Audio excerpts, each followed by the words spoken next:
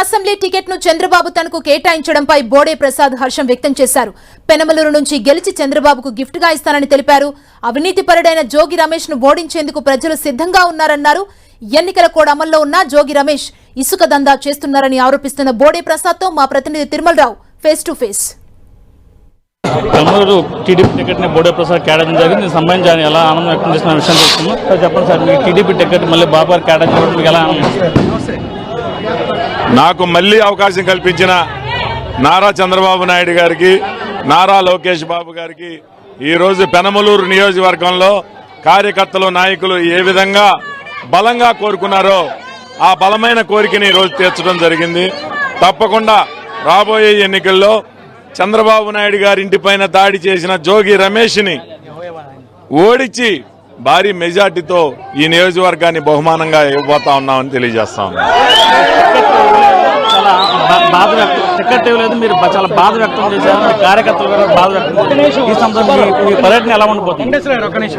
తప్పకుండా ప్రతి నిమిషం కష్టపడతాం. బ్యాలెట్ బాక్స్ లో ప్రతి ఒక్క ఓటు బాక్స్ లో పడేదాకా కూడా కార్యకర్తలు నిద్రాహారాలు మానేసి తెలుగుదేశం పార్టీ చంద్రబాబు నాయుడు గెలుపు కోసం అందరూ కూడా, ఇక్కడ ఉన్న కార్యకర్తలందరూ కూడా ఒక సైనికుల్లాగా మేమందరం తయారయ్యాం. తప్పకుండా కృషి చేసి భారీ మెజార్టీతో గెలిపించి తీరుతాం. ఇప్పటికే జోగి రమేష్ ప్రతి గడపగా తిరుగుతున్నాడు, గెలుపు నా సొత్తు అని చెప్పేసి ప్రకటన జరిగింది. దీన్ని ఎలా చూడండి?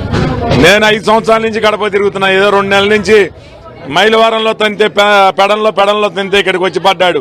నియోజకవర్గం మూలలు తెలుసు ఆయనకి. ఏమన్నా ఎవరు ఎక్కడ ప్రజలు ఎక్కడ ఏ ఊర్లో ఎవరు ఎక్కడ ఉన్నారో కంఠోపాఠంగా తెలిసిన వ్యక్తిని, 100 సార్లు ఊర్లు తిరిగిన వ్యక్తిని. అతను ఏదో ఈ రోజు వచ్చేసి మాయ మాటలు చెప్పి కపట ప్రేమ చూపిస్తే ప్రజలు నమ్మరు.